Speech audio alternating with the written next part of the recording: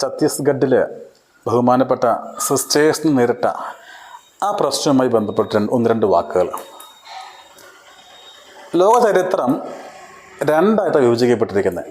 ഒന്ന് BC എന്നും രണ്ട് AD എന്നും. BC എന്നാൽ ബിഫോർ ക്രൈസ്റ്റ്, ഈശോയ്ക്ക് മുൻപുള്ള കാലഘട്ടം. AD എന്നാൽ ആഫ്റ്റർ ക്രൈസ്റ്റ്, ഈശോ ജനിച്ചു കഴിഞ്ഞുള്ള വർഷം. നമ്മുടെ ഈ 2025 എന്ന് പറഞ്ഞാൽ കലണ്ടർ വർഷം, ഈശോ ജനിച്ചിട്ട് 2025 വർഷമായി എന്നാണ് അർത്ഥം. ഈശോ തൻ്റെ 30ാമത്തെ വയസ്സിലാണ് പരസ്യ ജീവിതം ആരംഭിക്കുന്നത്. 33ാമത്തെ വയസ്സിൽ കുരിശുമരണം വഹിക്കുകയും ചെയ്തു. തൻ്റെ പരസ്യജീവിത കാലത്ത് അദ്ദേഹം കൂടെ കൂട്ടിയ ശിഷ്യന്മാരെന്ന് പറഞ്ഞാൽ അനുയായികൾ. ഈ അനുയായികൾ 12 പേരാണ്. ആരൊക്കെയാ? പത്രോസ്, അന്ത്രയോസ്, യാക്കോബ്, യോഹന്നാൻ, ഫിലിപ്പോസ്, ബർത്തലോമിയോ, തോമസ്, മത്തായി, കൽപ്പനപുത്രനായ യാക്കോബ്, ശിമയോൻ, യൂദാസ് കറിയാത്ത. ഈശോയുടെ മരണശേഷം ഇതിൽ ഈ 12 പേരും ഈശോയിൽ നിന്ന് നേരിട്ട് പരിശീലനം ലഭിച്ചവരാണ്.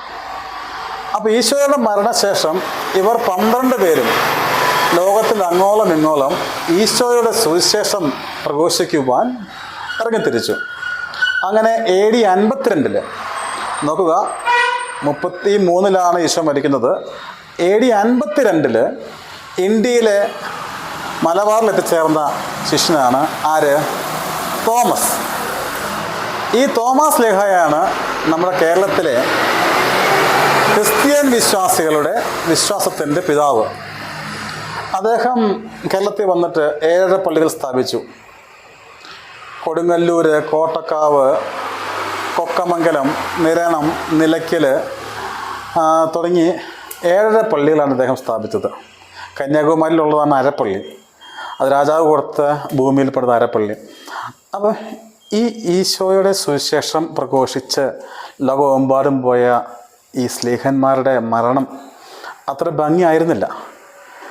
യോഹന്നാൻ്റെയൊക്കെ മരണം അതിക്രൂരമായിരുന്നു.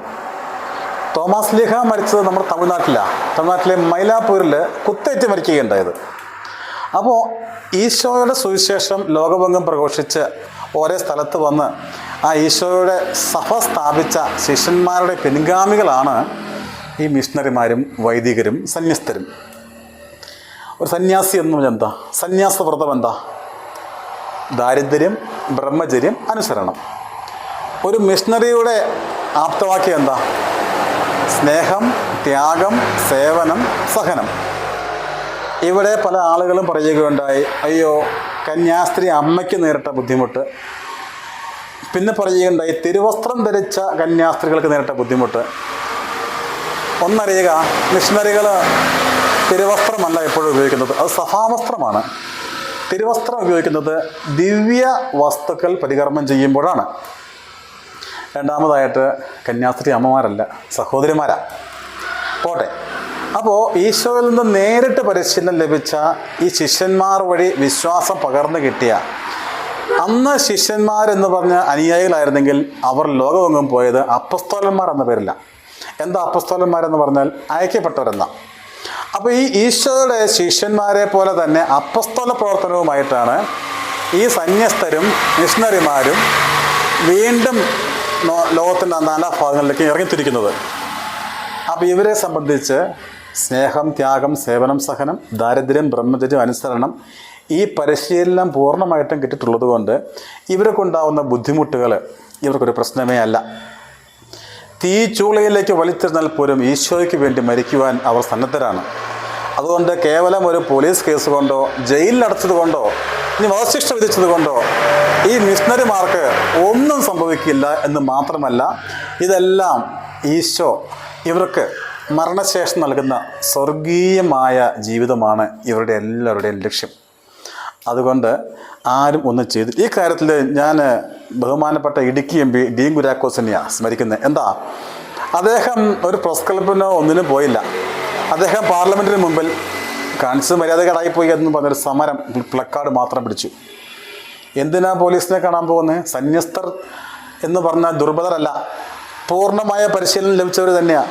അവർ പീഡനമേക്കാൻ തയ്യാറാണ്, അവർ കോടതിയിൽ പോകാൻ തയ്യാറാണ്, അവർ ജയിൽവാസം അനുഷ്ഠിക്കാൻ തയ്യാറാണ്. എന്തിനു വേണ്ടി? ഈശോയ്ക്ക് വേണ്ടിയാണ്. അപ്പോൾ അവർക്കതെല്ലാം മധുരമേറിയ അനുഭവങ്ങളാണ്. എത്ര കൈപ്പേറിയത് വന്നാലും ഈശോയ്ക്ക് വേണ്ടി വളരെ മധുരത്തോടു കൂടി അവർ സ്വീകരിക്കുമെന്ന വാസ്തവം നാം എല്ലാവരും മനസ്സിലാക്കണം. ദൈവം നമ്മളെല്ലാവരും അനുഗ്രഹിക്കട്ടെ.